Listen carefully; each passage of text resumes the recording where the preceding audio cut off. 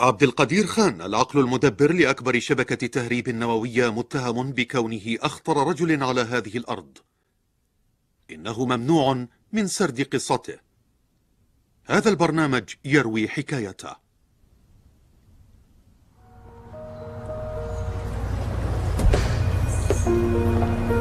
قبل 35 عاما بدأ العالم الباكستاني عبد القدير خان بالسير على طريق السلطة والشهرة.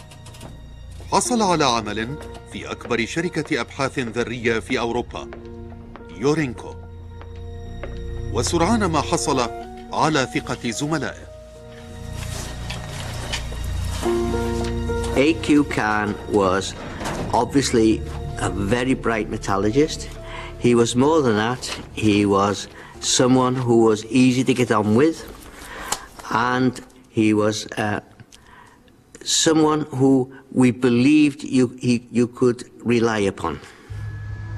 كانت الآلاف من أجهزة الطرد المركزي للغاز في يورينكو تقوم بتزويد الوقود لمحطات الطاقة النووية في أوروبا، ويمكن استخدام أجهزة الطرد المركزي لتخصيب اليورانيوم المستخدم في صنع القنبلة الذرية.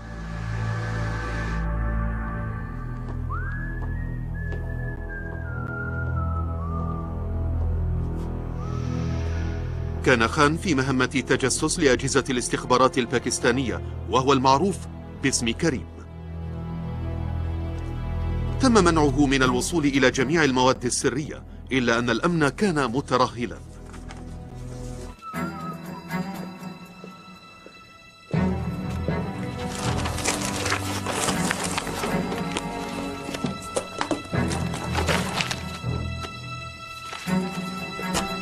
Good evening, Dr. Khan. Working late? No, I'm just writing to my family in Pakistan. You see, they're always complaining they never see or hear from me. Okay. I'll see you on the way out. Yes.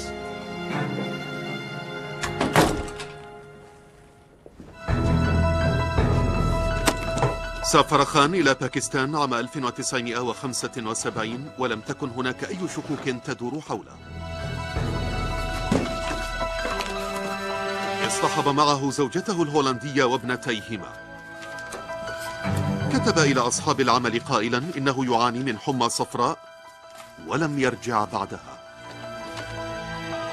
سيتطلب الأمر عدة سنوات قبل أن يكتشف الهولنديون ما الذي قام خان بسرقته ولماذا.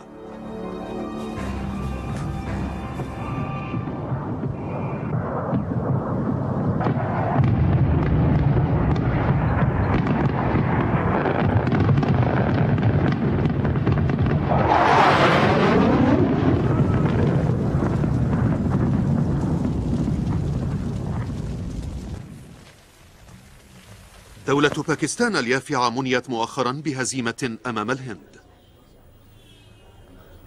كانت أسرة خان عبارة عن لاجئين مسلمين من الهند، وقد كان يعتبر الجمهورية الإسلامية ملاذا آمنا.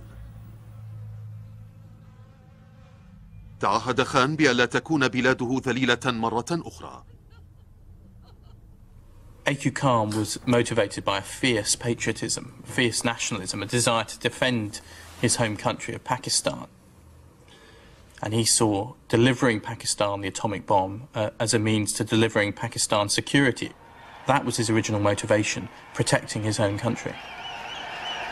تعهد الرئيس الباكستاني بوتو بأن تحصل بلاده على القنبلة حتى لو تطلب ذلك أن يأكل الناس العشب.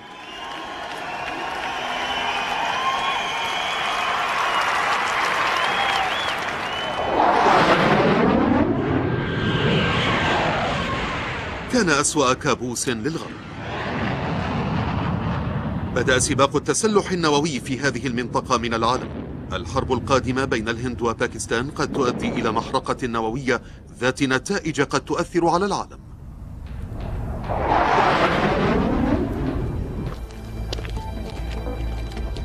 في عام 1976 أصدر بوتو أوامره لخان ليجد موقعا يصلح لأن يكون مقرا لأبحاث سرية. الاسم المستخدم هو مشروع 706. اختار خان منطقة كهوتا الموجودة على أطراف الهيمالايا. This is it. This is where we will build the plant. كانت مهمته صنع القنبلة النووية الباكستانية الأولى من نوعها في العالم الإسلامي.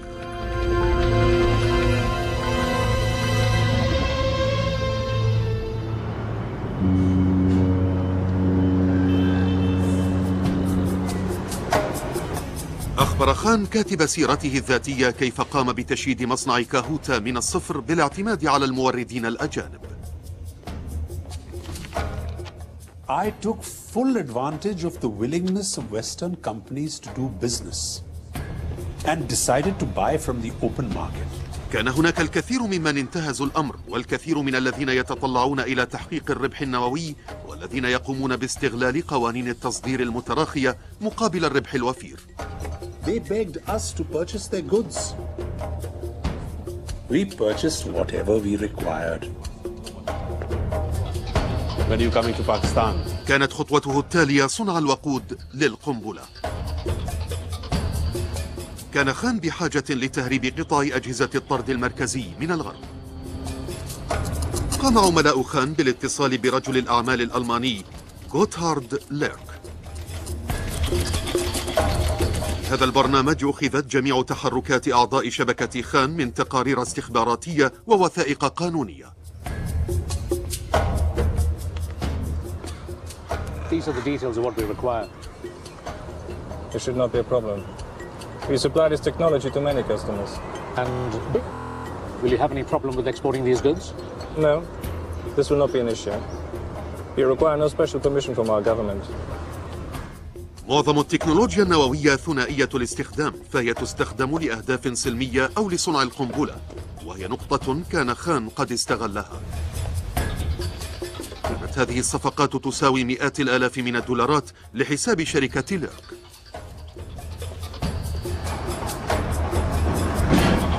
بوجود عقود مع جميع أنحاء أوروبا، تطور مشروع قنبلة خان بصورة سريعة.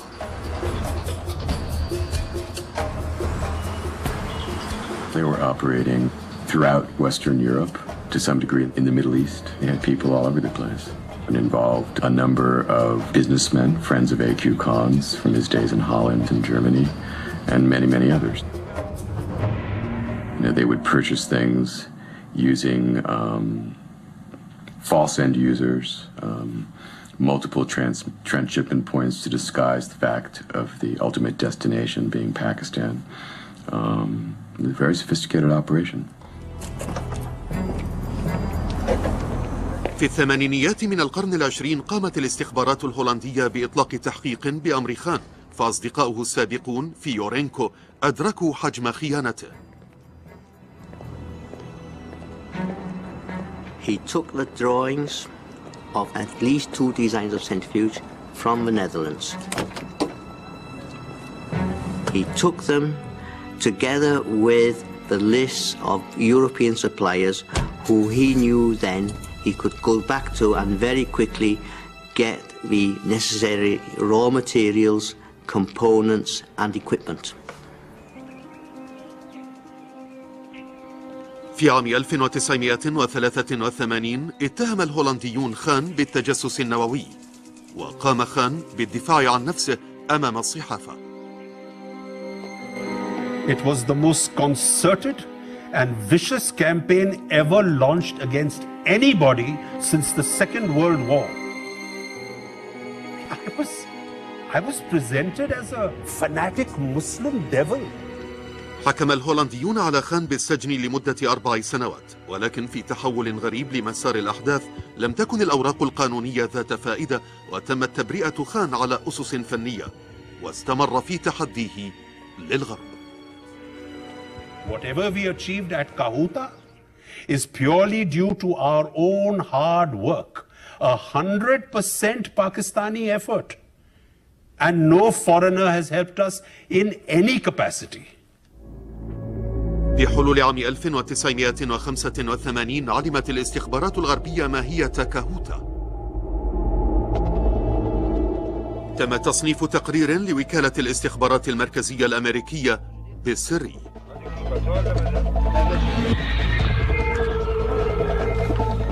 كان لدى باكستان الموظفون والمنشآت المخصصة لصنع أسلحة نووية منذ عام 1971.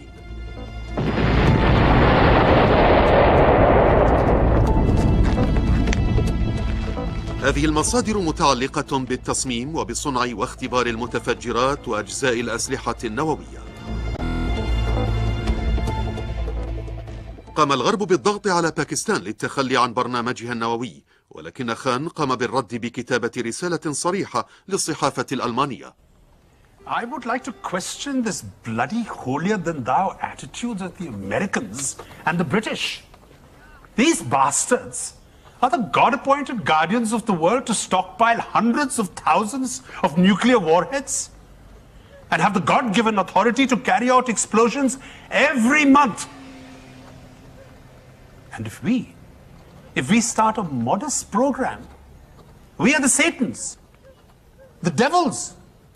استطاع خان الإفلات، لكن الاستخبارات الغربية استمرت في تتبعه خلال أسفاره. كانت إحدى وجهاته المعتادة بمثابة إعلان للخطر.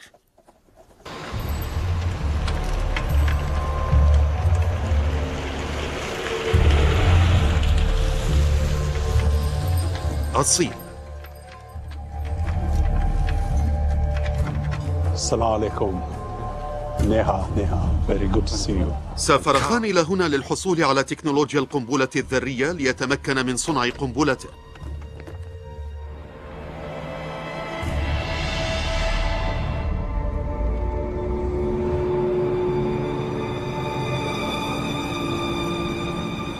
The nuclear weapons design, which the Chinese provided calm, was vital because it was a tested design. It was a design that the Chinese had already found to be working and usable. And it was also a design for a bomb that could be fitted onto a missile and therefore could be delivered anywhere.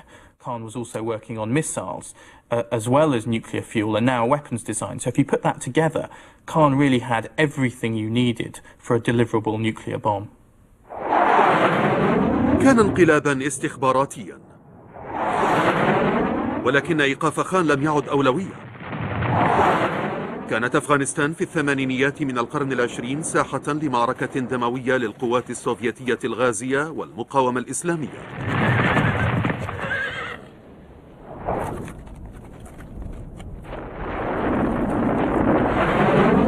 السياسة الأمريكية: اهزموا الروس مهما كلف الأمر وأسقطوا إمبراطورية الشر. كانوا بحاجة إلى حليف إقليمي.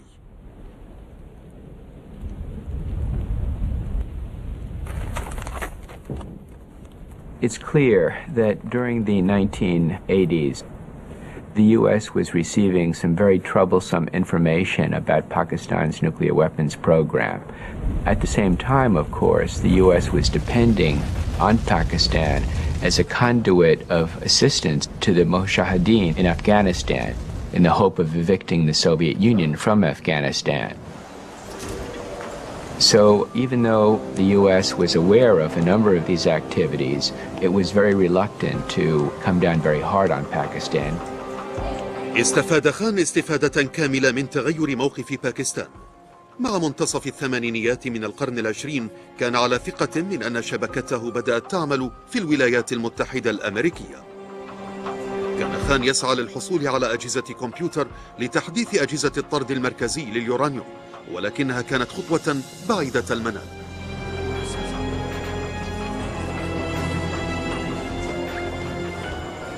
We felt something had to be done, and so we took certain steps.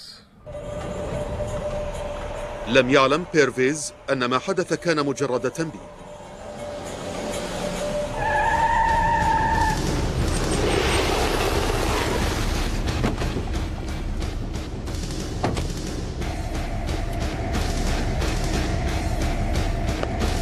تم اتهام أرتشي بيرفيز لمحاولته استيراد مواد لبرنامج القنبلة الباكستانية، ولكن ردة فعل أسياد بارلو السياسيين كانت صدمة حقيقية.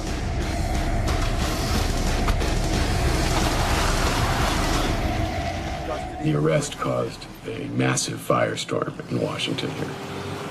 You know, the Congress was up in arms because they just approved $4.2 billion of aid to Pakistan, and suddenly this happens. And so, you know, there were demands for a hearing, and I was sent down by the CIA to testify in a closed session hearing. The congressmen were very angry. over this. جاءت عملية بارلو في الوقت الخطأ بالنسبة لواشنطن، فالحفاظ على التحالف مع باكستان في الحرب الأفغانية ضد الروس كان أكثر أهمية من تفكيك عصابة خان للتهريب. My agency career was basically ruined. I became a traitor in the view of some people who were running the Afghan war. It's been the most damaging experience I've ever had in my life. You know, it's affected my personal life, my career. You know, it's had a profound effect. It's really intolerable. في عام 1987 تم تحذير وكالة الاستخبارات الأمريكية من ملاحقة خان الذي قام بعدها بتوسيع عملياته في الشرق الأوسط.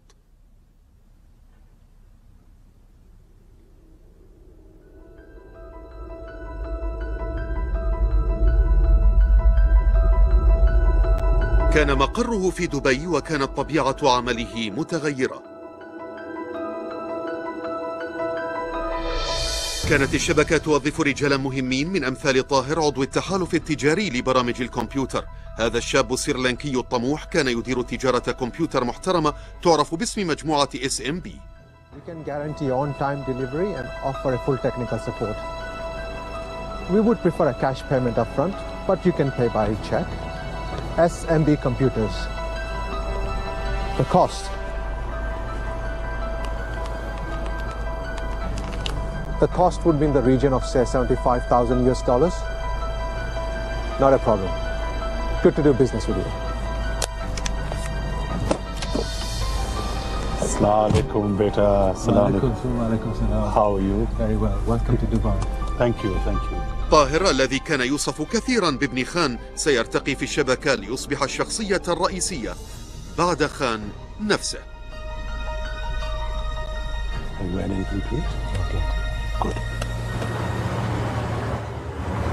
من دبي قام خان بالتخطيط لخطوته المقبلة. كان يتعامل بشكل أساسي مع أنظمة حكم في الشرق الأوسط معادية للغرب، بالإضافة إلى أسواق الأسلحة النووية.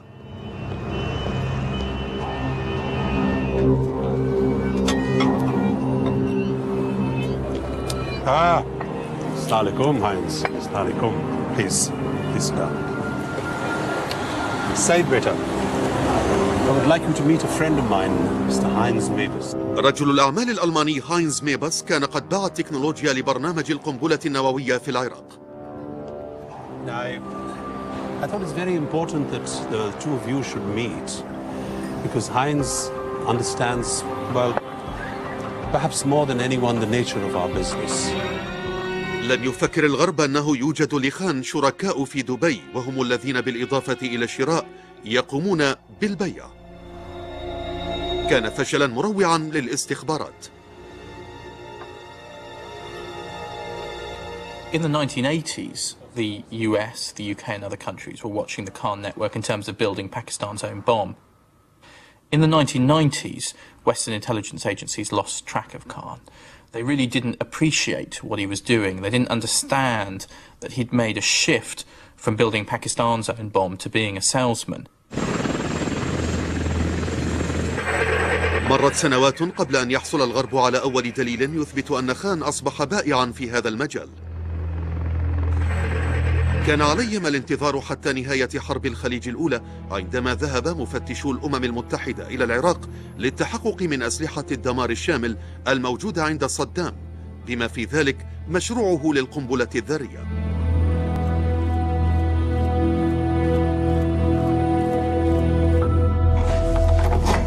في مزرعة للدجاج في الصحراء العراقية اكتشفوا وجود مجموعة من الوثائق المهمة.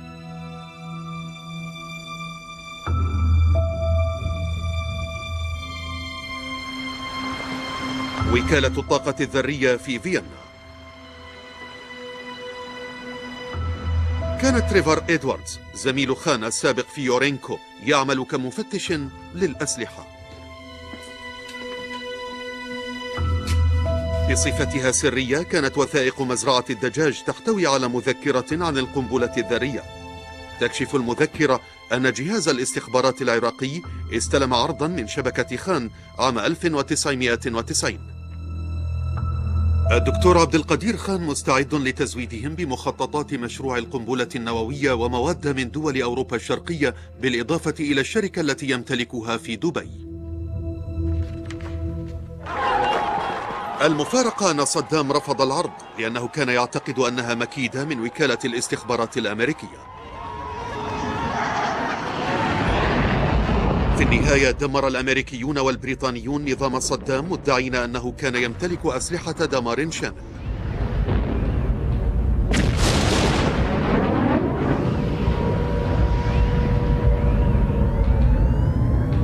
استعصى على الغرب فعل أي شيء لوقف هذا الرجل الذي حاول بيع أسرار نووية لصدام حسين.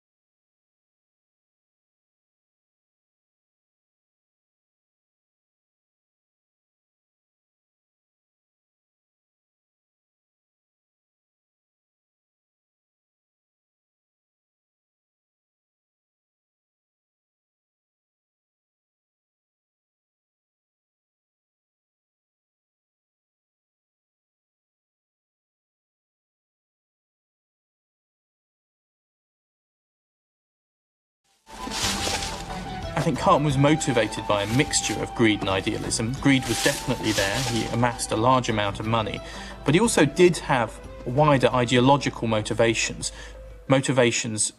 Partly centred around resentment of the West, partly centred around a desire to spread the bomb to as many countries as possible, because he believed it was the right of countries to have a nuclear bomb for their own security if they wanted it. في أيار مايو عام 1998 فجرت باكستان أولى قنابلها في رد على تجارب هندية نووية جرت في الشهر نفسه. خطر الحرب الذرية في شبه القارة بين العدوين بات موجودا، ولكن بين عشية وضحاها أصبح خان بطلا في باكستان وفي معظم العالم الإسلامي. I remember how President Musharraf praised me to the Pakistani people. Allah Almighty has heard our nation's prayers. You are a national hero. Your place in history is assured.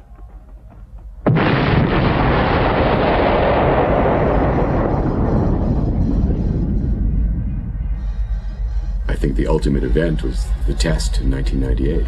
It's a clear-cut signal to their Islamic brothers that it could be done, and it's been stated by A.Q. Khan and other leaders in Pakistan from the beginning that this was not just the Pakistani bomb, that this was the Islamic bomb. And, you know, I think that that's something of grave concern. A.Q. Khan was instrumental in Pakistan getting the bomb, which has heightened the chance of nuclear war in South Asia. Also, you have to worry that a future government may become fundamentalist and then may use its nuclear arsenal to confront the West and become much more provocative and aggressive. So you have to worry a great deal about the nuclear assets in Pakistan.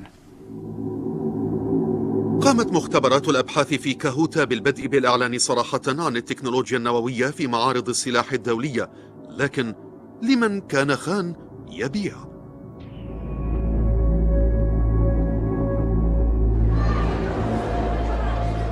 There were a number of warning signs that Khan might have been up to something more dangerous. There were signs from Khan's unusual travel. He was travelling to a lot of countries around the world where it wasn't clear exactly what he was doing.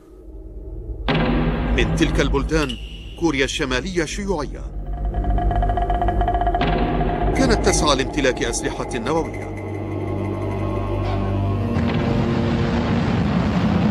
زود الكوريون باكستان بصواريخ لترسانتهم الذرية. شك الغربيون بأن خان زودهم بالمقابل بأجهزة طرد مركزي لم تقبلها باكستان.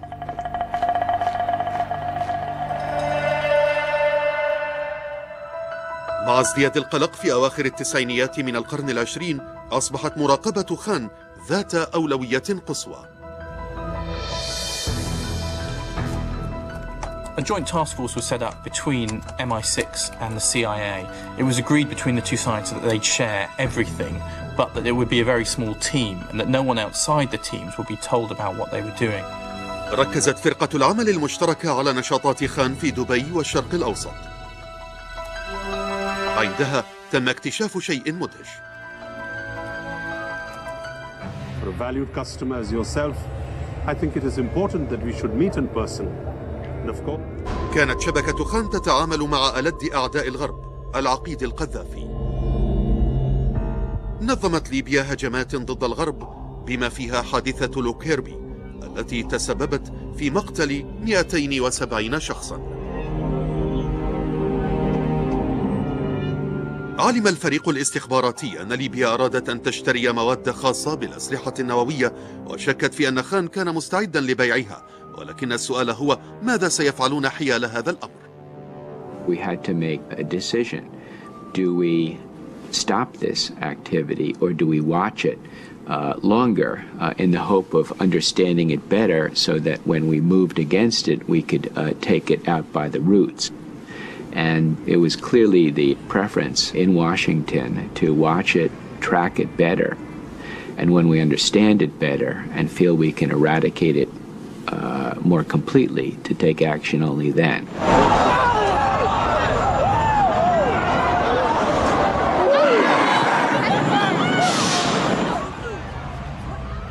عزز 11 من أيلول سبتمبر موقف خان تماما كما فعل الغزو السوفيتي لأفغانستان قبل 20 عاما.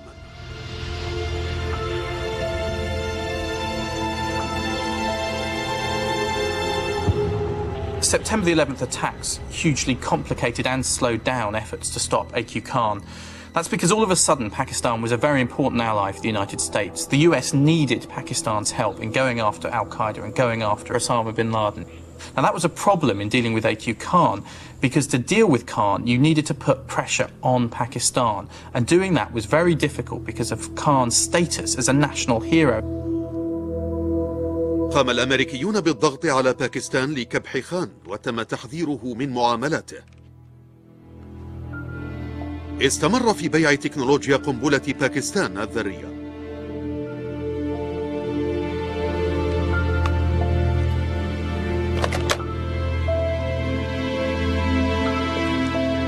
ولكن كان غطاؤه على وشك أن يكشف.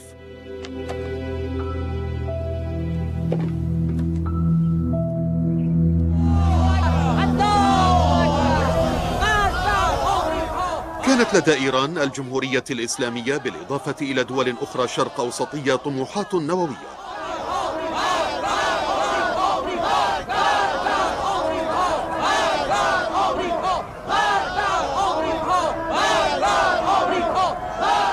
في عام 2002 قامت مجموعة إيرانية موجودة في المنفى بالكشف عن وجود منشأة لتخصيب اليورانيوم للعالم.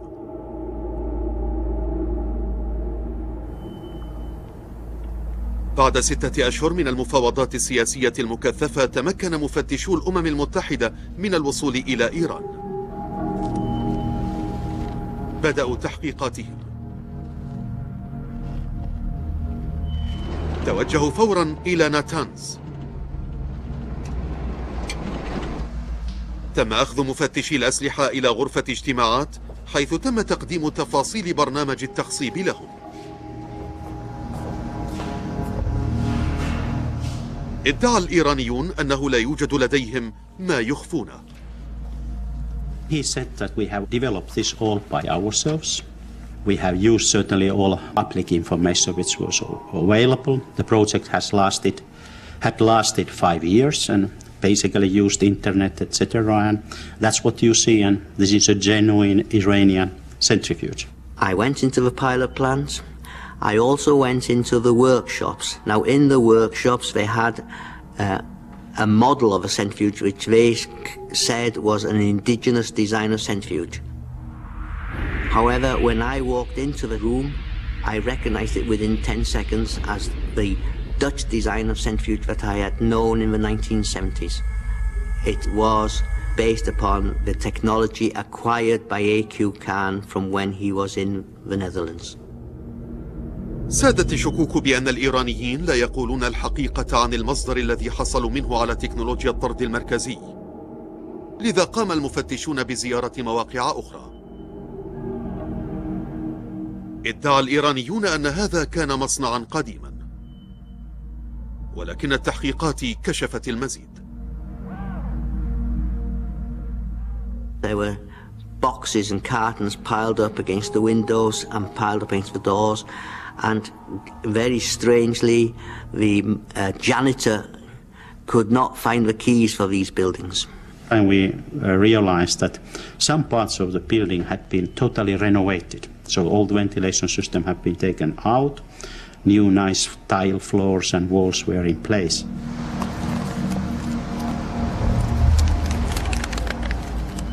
كشفت العينات وجود آثار لليورانيوم. استخدم الموقع كولاي في محاولات للتخصيب، ولكن التحاليل الكيميائية أظهرت أنه لا يمكن بناء أجهزة للطرد المركزي في إيران. لم يتم تأكيد شيء.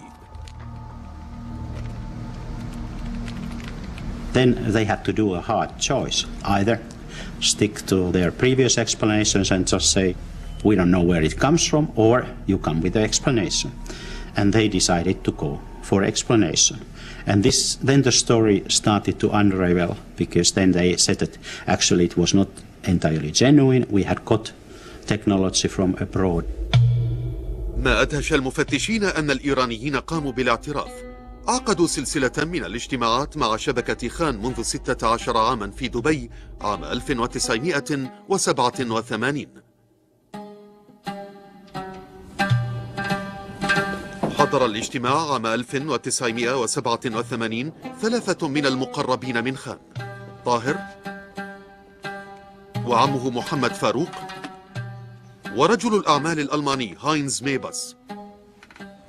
Gentlemen, Dr. Khan sends his apologies that he cannot be here in person, but he sends his best wishes and assures you that we are more than capable of meeting with your request. Please. Now, what you see in front of you are the blueprints for the P1 centrifuge for uranium enrichment. قدم الإيرانيون شيكاً بقيمة $3 ملايين. ساعدهم خان في طريقهم إلى القوة النووية. مؤخراً كشف الإيرانيون أن طاهر قام ببيعهم تصاميم لجهاز الطرد بالإضافة إلى المكونات. الثمن الملايين من الدولارات المدفوعة نقداً. Clearly, the U.S. was looking in the wrong place. The Pakistani-Iranian link was off our radar screen. We were just not aware of what was taking place in that channel. And I think that was a considerable failure of intelligence. أصبح من المعروف الآن أن خان كان يحاول بيع العراق. ليس هناك طريقة لإخفاء حقيقة أن خان قد باع لإيران، كما ظهرت تفاصيل لصفقات مهمة جدا. ليبيا، وبطريقة ملفتة للنظر أعلن العقيد القذافي في عام 2003 على أمل إنهاء سنوات من العزلة الدولية عزمه التخلي عن طموحاته المتعلقة بالأسلحة النووية.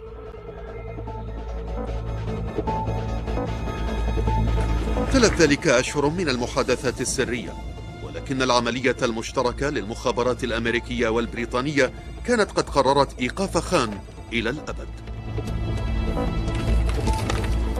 This group divided up the targets. They divided up the businessmen in the Khan network and agreed which of them would target each of those businessmen to try and turn them, to try and get information from them, to try and eavesdrop on them. سرعان ما حصلوا على معلومة تورط ليبيا.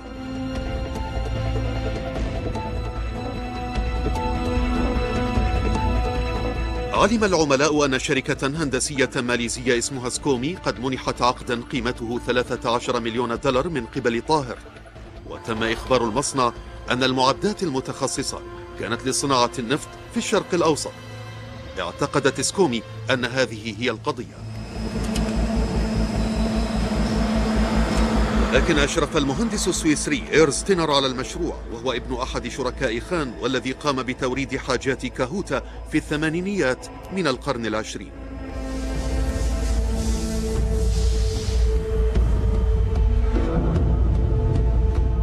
وضع فريق الاستخبارات الأمريكية البريطانية عميلا مزدوجا في قلب شبكة خان، قام بتزويدهم بالأدلة التي يريدونها. كان المصنع الماليزي يصنع أجزاء لجهاز الطرد المركزي من أجل القنبلة الذرية الليبية.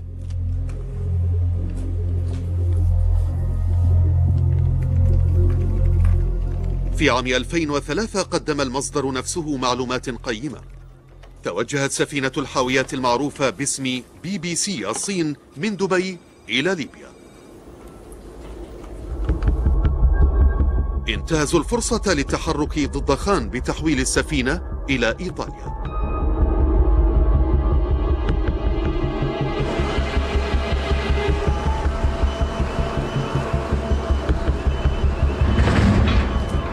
انتظر فريق مشترك من خبراء الأسلحة في الاستخبارات الأمريكية والبريطانية لفحص الشحنة.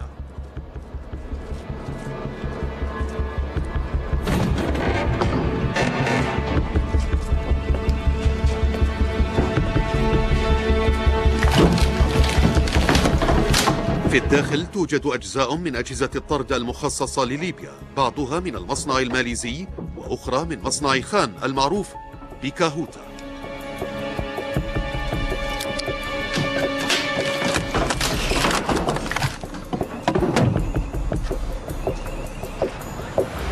تم استدعاء الدبلوماسيين الليبيين إلى لندن بصورة مفاجئة. في ناد سري استخدم الأمريكيون والبريطانيون قضية احتجاز السفينة لإجبار الليبيين على التخلي عن برنامج أسلحتها النووية. We did have a private room to conduct business in this very impressive surrounding. It was a discussion that was quite difficult, and I think all of the participants in that discussion would agree with that characterization, and it went on for a good number of hours. This evening, Colonel Gaddafi has confirmed that Libya has now declared its intention to dismantle its weapons of mass destruction completely. بعد شهر وصل فريق من مفتشي الأمم المتحدة إلى ليبيا.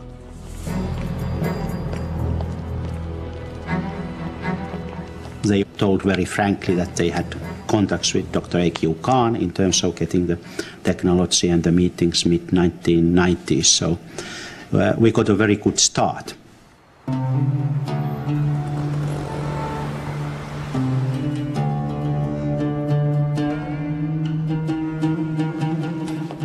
كشف الليبيون أنهم عقدوا سلسلة من الاجتماعات مع خان منذ وقت طويل، منذ التسعينيات من القرن العشرين، في دبي وإسطنبول والدار البيضاء.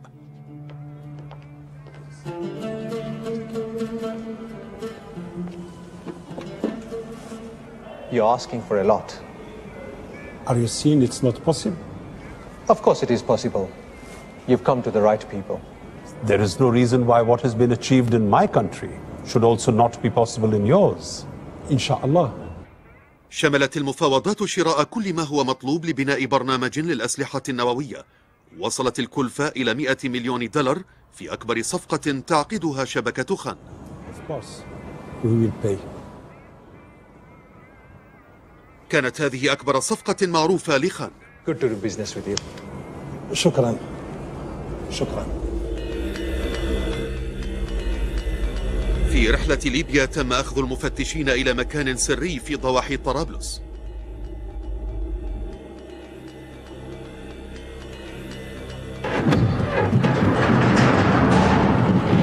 هنا رأوا بأنفسهم ما الذي قام الليبيون بشرائه. من مختبرات خان للأبحاث في كاهوتا كانت هناك مضخات ودورات لأجهزة الطرد المركزي من أجزاء مصنعة من قبل شركة سكومي الماليزية. أكثرها أهمية ذلك التصميم الموجود في كيس خان. إنه تصميم للرؤوس النووية الصينية. This was one-stop shopping. This was everything from enrichment of uranium to the actual warhead design. The fact that you could go to one place and you could buy basically the capability to produce nuclear weapons was something that had to be stopped. أنباء عن التحقيق الليبي سببت الذعر لشبكة خان وطاهر. Listen to me. Listen.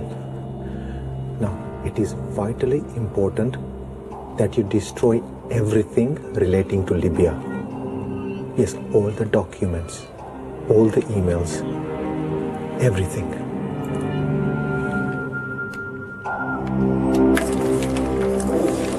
لم يكن ذلك كافيا. تم اعتقال طاهر واستجوابه من قبل الشرطة الماليزية. We had several meetings with the Libyans. They asked us to supply centrifuge units for their nuclear program.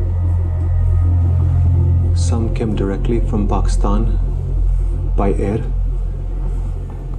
Others had to be manufactured here in Malaysia, also Turkey, South Africa. We were active in Europe too.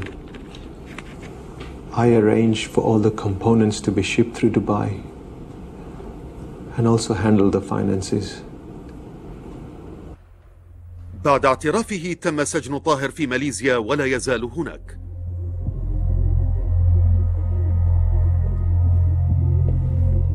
لم تستطع السلطات الباكستانية حماية خان. اضطر أبو القنبلة النووية الباكستانية إلى الاعتراف بأنه باع الأسرار النووية لبلاده من أجل تحقيق مكاسب شخصية. I have chosen to appear before you to offer my deepest regrets and unqualified apologies to a traumatized nation. It pains me to realize in retrospect that my entire lifetime achievement of providing foolproof national security to my nation could have been placed in serious jeopardy. وضع خان تحت الإقامة الجبرية لمدة 3 سنوات.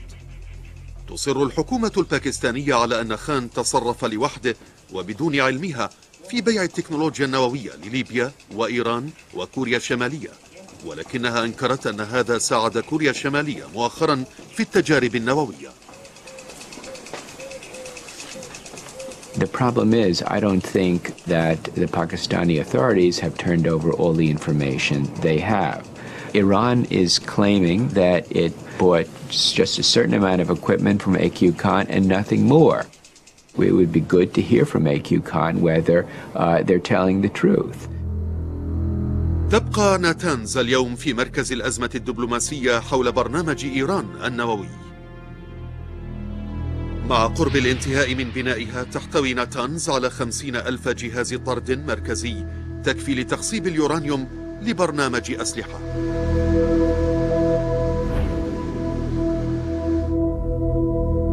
تصر إيران على أن برنامجها النووي سيستخدم للأغراض السلمية فقط، لكن قلة في واشنطن يعتقدون أن الرئيس أحمدي نجاد يقول الحقيقة.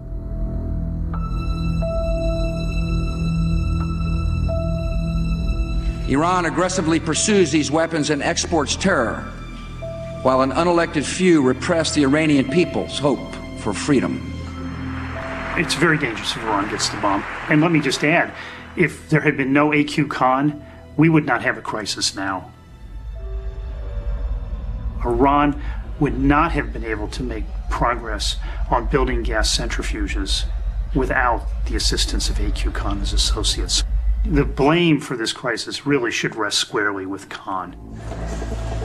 منذ ذلك الوقت ظهر أن محطة خان للتسوق كانت تقوم بتوريد أكثر من أجهزة الطرد المركزي.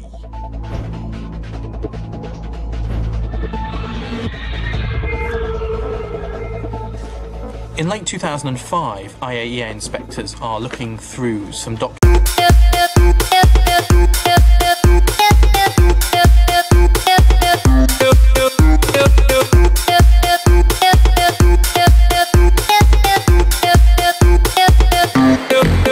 Yeah.